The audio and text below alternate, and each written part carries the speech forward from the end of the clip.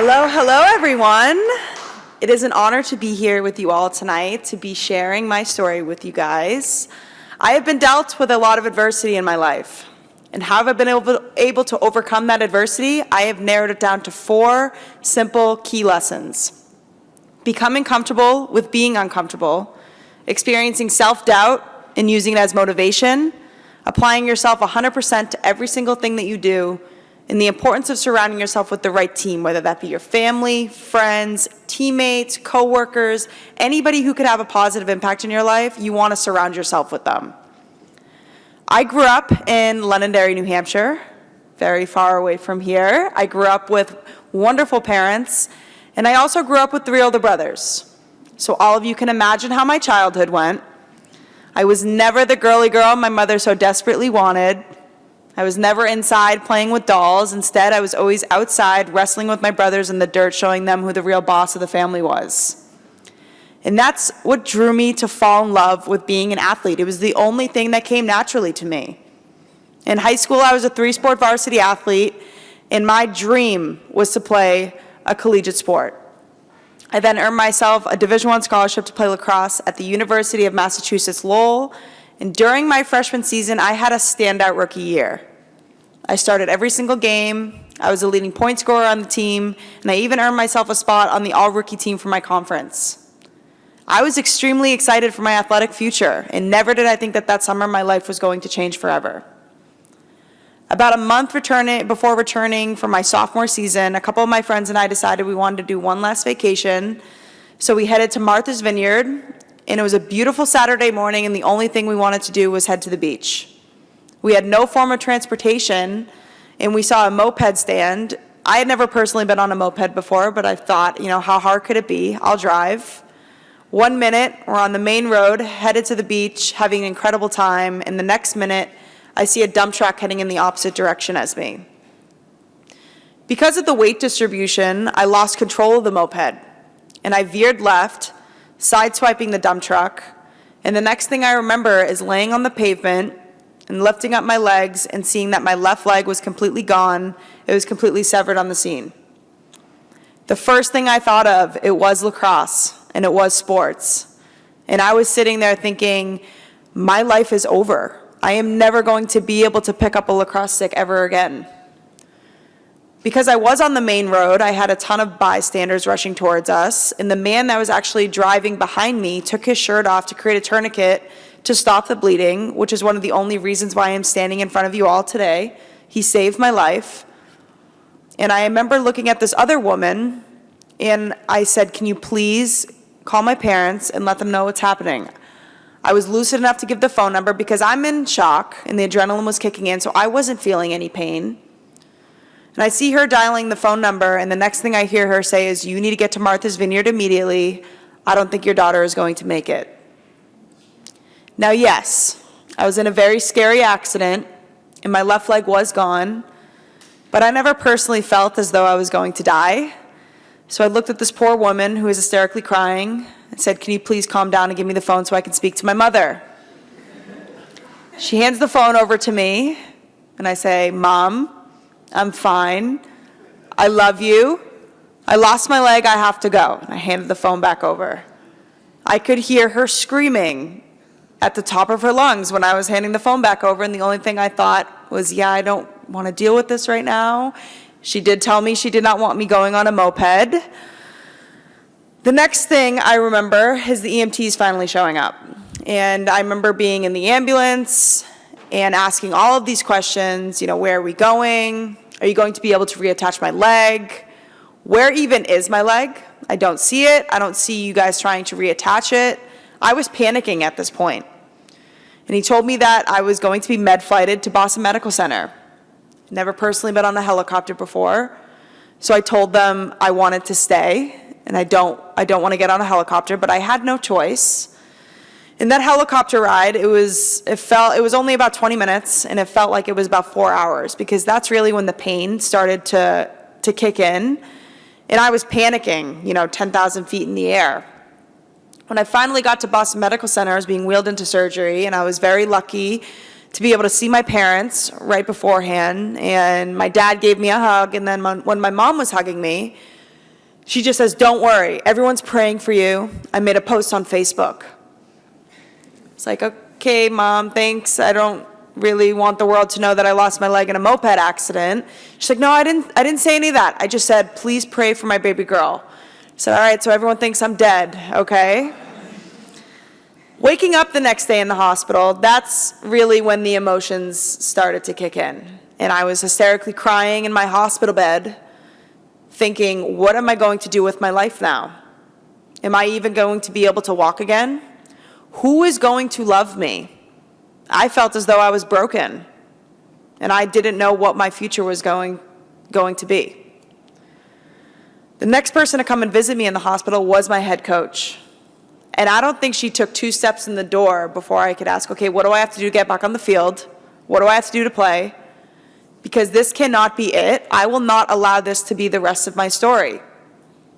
And she had a smile on her face, and she said, "Noelle, your position on the team is going nowhere, and the team and the university are going to be behind you 100% with whatever you need." So hearing that, I thought to myself, okay, I'm not alone in this. I have an incredible family to lean on, an incredible community, and I also had a lot of the Boston Marathon survivors reaching out to me, and a few of them coming to visit me. And hearing their stories and everything that they have been through, I could not sit there and feel sorry for myself. Nobody did this to me. I did this to myself. And they were actually the first people to tell me that I would be able to play Division I lacrosse again. I would be able to live the active lifestyle that I wanted to live. They were showing me all their different prosthetic legs, saying this one's for running, this one's for swimming. Whatever you need, we will get it done. So I woke up the next day and thought to myself, I do not want to let this one accident define the rest of my life and define the person that I wanted to become. I'm going to return playing Division I lacrosse. Getting home from the hospital was about the same time that everyone was returning back for fall season and fall classes, and I was laying in bed thinking to myself, I don't want to be cooped up in bed all day feeling sorry for myself and being depressed while all my friends are at practice and are at school and are having fun. I think the best place for me to be recovering is with my teammates, and I want to show the support that they gave me when I was in the hospital. I didn't even have a walking prosthetic yet, and I was driving myself back and forth to school every single day to be at practice. I was also taking online classes so I didn't get behind in my schoolwork, on top of doing physical therapy 3 to 4 times a week. I never had time to feel sorry for myself, and I never had time to go into a deep depression. But what I did have a lot of time to do was self-reflect about the type of person and the type of athlete I was before my accident. I was the type of athlete, if you put me into a game scenario, I will run through a brick wall for you. I will give it 110%. But if you put me into practice, I just went through the motions. I felt as though I was too good to be there, especially after getting a scholarship. I never put in any extra work, and that transferred over into the classroom. I never went above and beyond. I did the bare minimum, and I was still very lucky and fortunate enough to get into a great college. But I was sitting there, sitting on the field, not even with a walking prosthetic yet or a running blade, thinking how ashamed I was of myself. What if I applied myself? Would I be playing at one of the top Division I programs in the country right now? Would I have even lost my leg? Having all of these what ifs were extremely unsettling. And that's when I made another vow to myself that if I ever do get the opportunity to play, I will never go through the motions, and I will give it 100% every single day. 2.5 months after my accident is when I finally received my everyday walking prosthetic. I envisioned it as, okay, I'm going to get my walking prosthetic, I'm going to get my running blade, and I'm going to be able to return to practice within a week. That's when I learned about the costs of a specialized prosthetic, which is a running blade, and how they can range anywhere from $10,000 to $30,000 depending on what type of leg you want. I'm 19 years old at the time. I don't have this type of money. I didn't want to bankrupt my parents every single time I wanted a new and exciting leg. So I was sitting there thinking, lacrosse is done. It's out of the picture because by the time I get a running prosthetic, I'm going to be graduated college by then. That's when I learned about all these incredible foundations out there that support amputees like myself. So I started applying to a bunch, and I heard back from one. They told me that they were going to grant me with a running blade, but it was going to be about a 6-month process. So returning to play for my sophomore season, that was going to be out of the question and impossible. And instead of going home and saying, okay, I'll try again next year, I decided to create a different role for myself in the team. I became a student coach. I was at every single practice, every single game. I wanted to create a positive environment on the bench that we were so desperately missing. I never wanted to see people sulking or crying or complaining because they weren't getting enough playing time, because in my eyes, they had the opportunity to show up the next day at practice and to prove that they should be out on that field. I didn't have this opportunity at that moment, so I didn't want to see it. I wanted everybody to uplift one another and be a full and united team. 9 months after my accident is when I finally received my running prosthetic. I was in my physical therapist's office, and I was harnessed on a treadmill, and I could not run for more than 10 seconds at a time because it was so unstable, so uncomfortable, and I had no idea how to use the thing. It's a completely different leg than my everyday walking prosthetic. I remember going home, taking my legs off, throwing them on the ground, saying, I'm done, I quit, it's over. If I can't even run in a straight line, how am I going to be able to play at one of the highest levels that you can play in for collegiate lacrosse? My mother walks through the door, and she can see that I'm all upset, I'm crying, and she just says, what is wrong? Why are you so upset right now? And I'm telling her that, everybody's expecting me to return to practice. If I can't even do this, then why is it even worth it? All these people are expecting all these different things out of me, and she just tells me to stop. And she tells me to stop worrying about the things that I cannot control and stop worrying about the future. The only way that you can change the future is by showing up right now or tomorrow morning ready to work. So come up with a goal that you want to work on right now. What is it that you want to do right now? And I just told her, I want to learn how to run. I don't even care about lacrosse. If lacrosse doesn't work out, then I can figure something else out. At least I can still be active. The next day, I hired a personal trainer because I knew I wasn't going to be able to do it on my own. And we spent that entire summer not even picking up a lacrosse stick. Instead, we worked on short sprints, long distance running, and we actually got back into the weight room and started lifting weights again. By the time that summer was over, I had lost about 20 pounds, and I was finally starting to feel comfortable with my different prosthetic legs, to the point where I thought I was ready to return to practice. Show up and have a meeting with all my coaches, and I sit down, and I say, all right, I'm ready to play. But if I am going to do this, I need to be pushed, I need to be screamed at, and I need to be treated like everybody else. Because if you treat me like somebody with a disability, then we are both going to be wasting both of our times. First day of practice rolls around, and they threw me into a full field scrimmage. Keep in mind, I had picked up a lacrosse stick and ran at the same time, so you all can imagine how my first practice went. I probably fell about 30 to 40 times, and I could not catch a pass if my life depended on it. But the end of that practice, I had a huge smile on my face because I was back out there with my teammates, and I had something to work towards. After practicing for about 2 to 3 weeks, though, and continuing to fail and not getting any better, I started going back to those old ways and those old habits of hiding in drills because I was sick of failing. I was sick of putting my teammates in a position to fail, and I started getting very self-conscious. But having a prosthetic leg now, it's a lot harder to hide in drills, so my assistant coach picked up on what I was doing, and she stopped practice, and in front of everybody started screaming at me, saying, if you don't want to be here, go get your stuff and get off this field and quit. Because your teammates don't deserve the effort that you're putting forth right now, and you don't deserve the effort that you're putting forth right now. And while she's screaming at me, it was like something clicked in my head. And I said, you know what? She's right. If I want to be the first above-knee amputee to ever play collegiate lacrosse, I cannot just show up to practice once a day. I need to be putting in twice as much work as everybody else because I have one less leg. So from that moment on, I would work with my assistant coach before and after practice every single day, putting in hours and hours of extra work a week. After 4 months, I finally started to feel comfortable, to feel like I belonged, but there was still something missing. I wasn't getting any playing time. The season had already started. It was about halfway through, and I wasn't getting any playing time in practice or in games, and I was starting to get very frustrated because I thought I was killing myself and doing everything possible to get back on this field, and nothing was adding up. I was with my assistant coach one day after practice doing a typical footwork drill, and I just remember dropping my stick, and I started hysterically crying. Something about me after my accident is I put up this wall.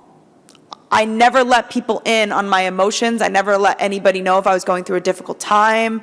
I portrayed an image out to the world that I was okay with my accident, and I used my sense of humor as a coping mechanism. And while that was a great healing method, what I realized that I was doing that was extremely unhealthy was keeping everything inside and not sharing it with anybody, to the point where I exploded. I remember having tears running down my face, and I lifted up my head, expecting my assistant coach to comfort me, and instead she had a huge smile on her face. And she said, "Noelle, this is what we have been waiting for. We have been waiting for you to let us in. You cannot go through something like this and get through it on your own. I don't care what anybody says. You need to have that one person. You need to have that one outlet." I think I was 21 years old at the time, and that was the first time in my life how much I realized that mental health is so important. If you're ever going through a difficult time, you need to find that one person to rely on. After crying for about 3 to 4 hours, it was finally like I felt like I could breathe. There was a weight lifted off my shoulders. And she taught me so much about being able to control the things that I can only control. And the first time I ever heard that, it was from my mom. So to hear it from my assistant coach, I knew that I had to stop worrying about all the wrong things. Because I had an agreement with my head coaches, they were not going to tell me when I was going to play. But I finally started to get more and more playing time in practice. And every single game, I had to warm up and I'd be ready like everybody else. They were not going to tell me when they were going to play me. It was about halfway through the season, and there was 10 minutes left to go in the first half, and I remember hearing the words from my head coach, "Okay, Noelle, go in." I looked up and said, "You know what? Maybe I'm not ready for this. Maybe I don't want to do this." And then I felt my teammates behind me, pushing me on the field, saying, "Noelle, you got this. We believe in you. This is what we have been working towards."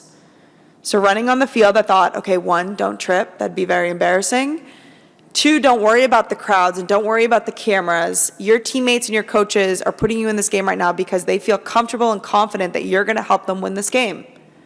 So just go out there and treat it like practice and have some fun. A couple minutes went by and I had a couple shots on goal and they were both misses. And then I received a perfect pass from behind the net from one of my teammates. And I just remember catching the ball and ripping a shot. And seeing the ball go in the back of the net, I dropped my stick and I started sprinting towards my bench. Because I wanted to celebrate with the people that got me there. I wanted to celebrate with the people that made that moment possible. Because if it was up to me, I would have quit that very first week, or even that second week. To have people be so selfless to push their dreams aside to help my dream come true is the only reason what makes that moment so special. There were so many times where I didn't believe in myself, or I tried to use my amputation as an excuse or a reason to give up or quit or take a shortcut, and my teammates and my coaches never let me. Every single time we had to get on the line, I would be like, you know, I have one leg, I probably would come in last, and everyone would say, "Shut up, Noelle, and get on the line. We do not care." Returning for my senior season, it was like my accident never even happened. You know, I was getting solid playing minutes. I was at every single practice, every single game. I knew that I was never going to be that player I was before my accident, being the quarterback of the offense, always having the ball in my stick. That wasn't what was important to me. What was important was being a part of something and being a part of a team and not being treated differently just because I have a disability. And I was so lucky and fortunate enough to have a great group of people push those feelings aside and help me live my dream. After going through everything that I went through, though, and halfway through my senior season, I felt like there was something missing. I had received 3 different specialized prosthetics from 3 different amazing foundations, and seeing the work that those foundations do for other amputees, it really resonated with me, and it made me realize this is something I needed to do. I needed to give back all the support and helping hands that I received and portray a message out to the world that if I can go through something like I went through and still live the life that I want, then 100% so can anybody else. With the help of my incredible family, I was able to start the Born to Run Foundation, and the foundation focuses on donating specialized prosthetics to amputees in need. And you would not believe the type of prosthetic legs they have nowadays. If you want to go swimming, mountain biking, snowboarding, they have a leg for it. So every single time we donate to somebody new and I get to hear what it is that they want to accomplish, it's a full circle moment for me, because I was that one patient just sitting in my prosthetic office waiting for a running blade so that I could play lacrosse again. After graduating in 2019, I did not want to hang up my athletic career just yet. I felt as though I was brand new to running. I only had about 2 years under my belt. And that's when someone from the US Paralympic track and field world reached out to me asking, hey, have you ever thought about competing? Fun fact about me, I hated running. I hated everything to do with it. But I thought this would be an incredible opportunity to represent my country and to see if this is something I could make a career out of. So I signed myself up for the first track meet that I saw. I didn't even have a coach. I didn't even have starting blocks. I went on Amazon, ordered starting blocks, and was just showing up to the track every single day. I was Googling above knee amputees coming out of starting blocks. Nothing was coming up. So by the time the race came around, I was about 10% confident in my athletic abilities. But I thought, nobody's going to be there. It's not even going to be that big of a deal. I fly to Arizona with my mother, and when I landed, I realized that the entire US Paralympic national track and field team was going to be there, all the head coaches, and that I was going to be competing against the reigning national champion. Looked at my mother, said, let's go home. I'm done. I don't want to do this. I'm going to get embarrassed. And she just looks at me. She said, we did not fly all this way for you to quit. I don't care if you crawl across that finish line. You will cross that finish line. The night before the race, I was joking around with her, and I said, hey, Mom, wouldn't it be funny if I won? My mom is a very realistic person. She completely shot that down. She said, Noelle, there's no way you're winning this race. This girl's been doing this for 8 years. Just use her to motivate you to go faster. And I'm like, yeah, okay, you're right. Waking up the next day, it was the day of the race, and I don't think I've ever been so nervous about something in my entire life. Growing up, I was always a part of team sports. I'd never competed in an individual sport before. So having all the pressure be on me was a very uncomfortable feeling that I wasn't fond of. I remember showing up to the track to start warming up and realized I don't know any track and field warm-ups, so I'm just going to run a lap and call it a day, say I'm good to go. I'm looking around at all the track athletes, and I'm looking at the females, and track and field females, what they wear is typically nothing. They wear a sports bra and like a bathing suit bottom. I'm wearing a baggy t-shirt and baggy shorts that say lacrosse all over it. So already I look as though I do not belong. I'm lining up in the starting blocks, and I'm completely pale at this point, and I'm shaking. The reigning national champion is to my right, and she could see how nervous I am. And she just goes, you got this, girl, don't worry, you're gonna be fine. I'm like, yeah, you're right. You're gonna be in front of me, you're gonna be motivating me to go faster. The starting gun goes off, and about halfway through the race, I remember hearing this annoying screeching sound. And it was my mother, because I was winning. And not only, when I crossed the finish line, not only did I beat the reigning national champion, but I also hit the qualifying times to be a part of the US Paralympic national track and field team in my first race. Thank you. Why do you think that was possible? Because the 2 years prior to that, I had to compete alongside people with 2 legs. Every single time we did a run test, if I came in last place, I had to do 10 burpees. And then if they came in last place, they had to do 10 burpees because a girl with one leg just beat them.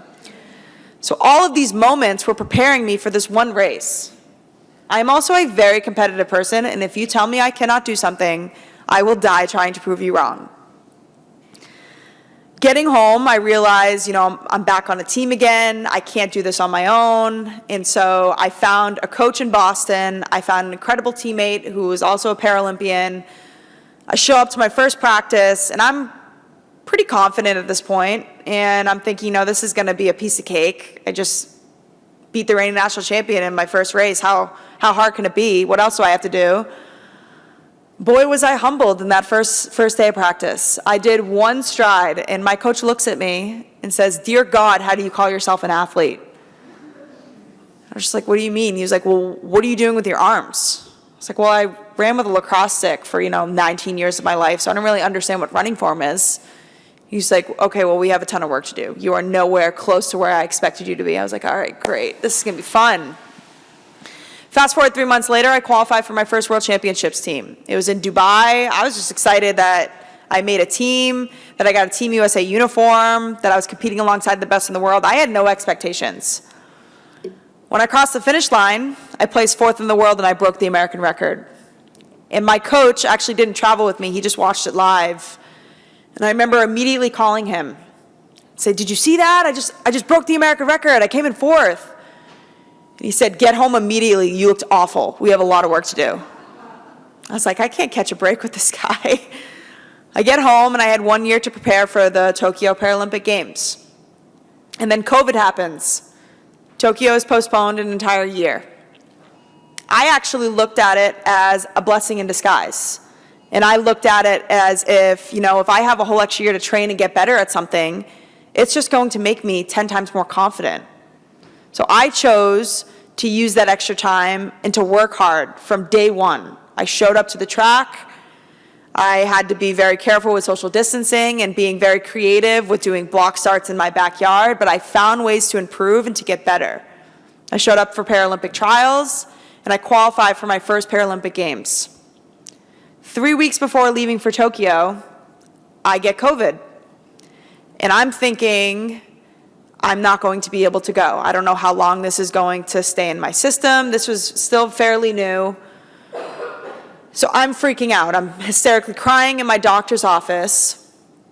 And they're asking me when I'm leaving, what's the dates. And then I told them, and I had about 3 weeks, and they said, "Oh, it'll be out of your system by then. If you've already been feeling symptoms for 5 days, you should be, it'll be out of your system, cleared next week."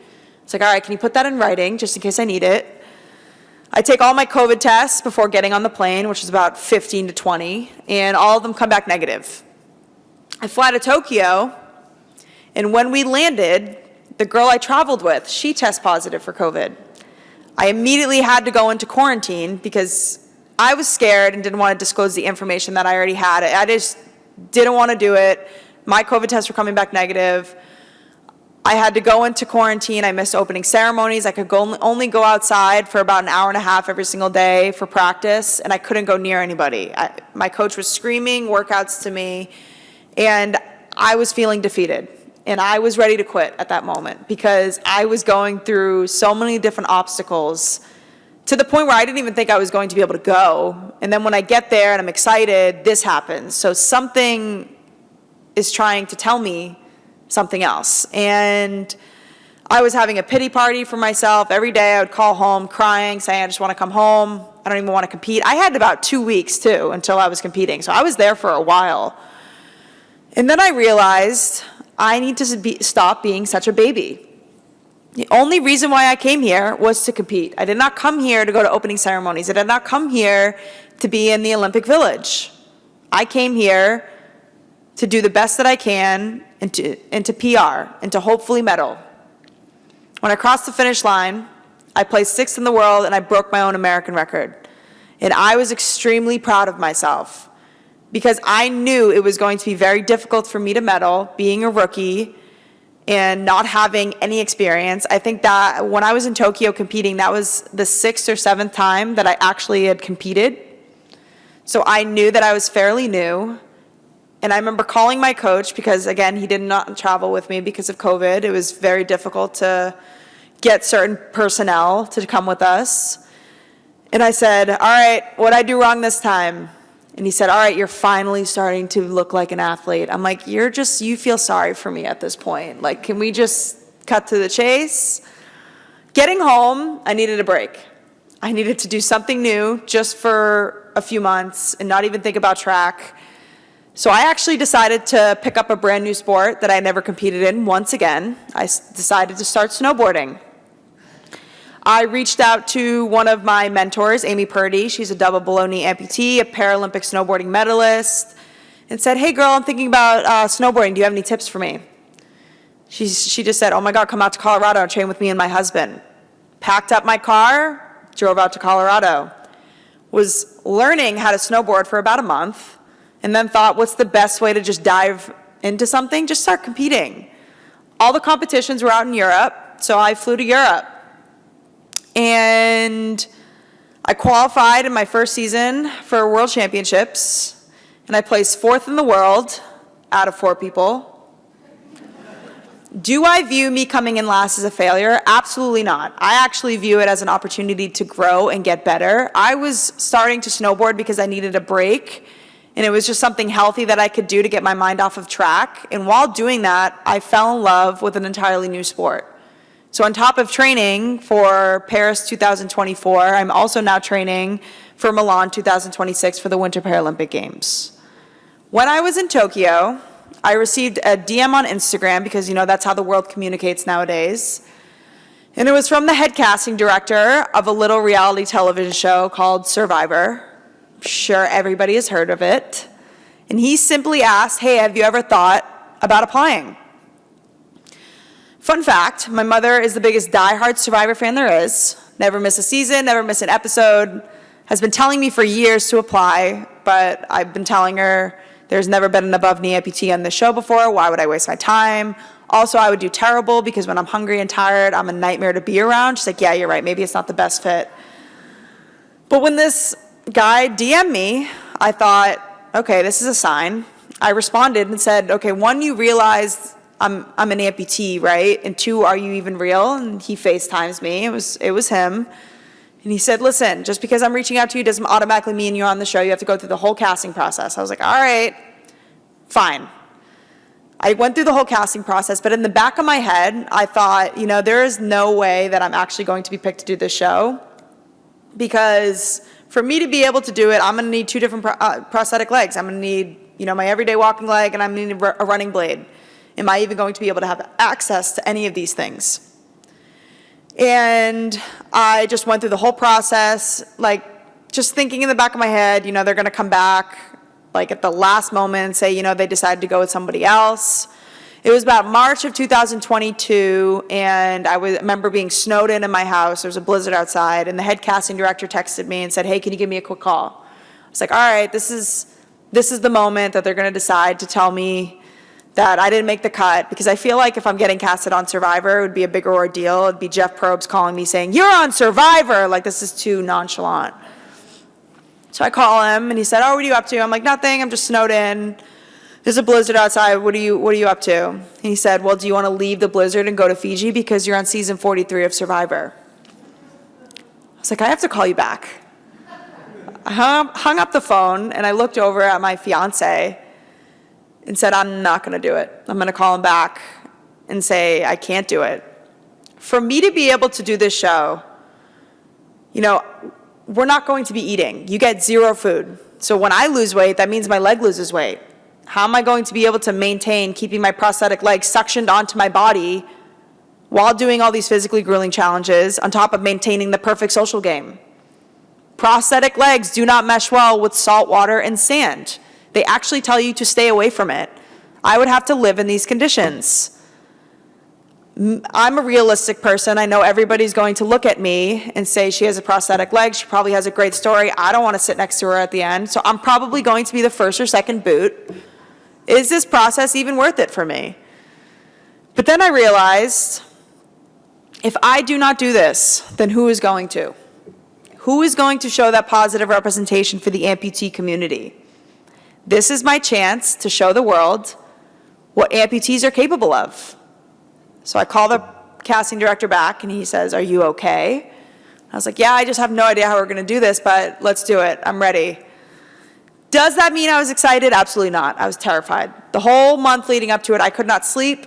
I actually started starving myself because I felt as though if I did it the opposite way, with loading myself with food, I would be checked out day 2. And I read an article on this guy who wrote it, Malcolm, that's been on Survivor 4 times. And what he does basically to prepare is he starves himself, and he only eats junk food every single day. Like, he doesn't eat anything with nutrients or that's healthy for you to get your body off of thinking that it needs it. The difficult part about doing this is I was still training. So I would wake up, drive to Boston, and I would practice for an hour, I would lift for an hour, all on an empty stomach. I would drive home, wait a couple hours, and then I would eat something bad, and it was very small. Because I was also trying to lose as much weight as possible before so that my leg didn't continue to shrink, so it would be easier for me to maintain out there, because that was another struggle I was going to have, was figuring out what I can and can't do. And luckily I had a great prosthetist at the time, and he helped me with everything. I went out and I filmed the show, and I won't give it away just in case anybody wants to go back and watch, but I will say this: I was not the weakest person out there, and every single physical challenge, I found a way to overcome it, and I found a way to do it. There were times where I would take my prosthetic leg completely off, and I would do entire challenges without it. My goal doing this show was if I could just help that one person watching it that's going through a difficult time, this whole experience would be worth it. And while watching it live, I had hundreds and hundreds of people reaching out to me, telling me that I've helped them through difficult times, amputees saying, "I believe in myself now," moms of kids who are disabled saying, "My daughter watches every Wednesday night and points to the TV and says, 'Mom, she looks like me, maybe I can do this show one day.'" That makes the whole experience worth it. And I will give you one spoiler: I did not win, but I did get the $1 million experience, and I did make it pretty far. And I feel I didn't pave the way in the path of people believing in people with disabilities, but I think I started to make people realize not to judge people just based off of how they look. When you look back and you hear my story, there is a common theme. I doubted myself before every single new adventure that I tried. And how did I get over that self-doubt? I would use it as fuel, and I would use it as motivation, telling myself, why can't I do this? If you're ever going through a difficult time, never be afraid to rely on your loved ones. Because believe me, ever since learning that in 2017 or 18, every single new adventure that I have, I try to find a new mentor. I try to find that one person that will help me achieve my dreams and achieve my goals. And they come so much more naturally to me. I also will end on this. I am actually starting a brand new event for track and field. I am now long jumping on top of doing the 100-meter. I have been long jumping for about a month. I went to Washington this past weekend, and I competed for my 3rd time. And in my 3rd competition ever, I broke the American record for long jumping. Thank you. That is proof that if you put your mind and soul into something and you believe that it can happen, I promise you I'm living proof of it. I had to switch up everything and move out to California because I knew I was starting a new event, and put me in an uncomfortable position with living in a place I'd never lived before. But I know that it'll all be worth it leading up to Paris 2024.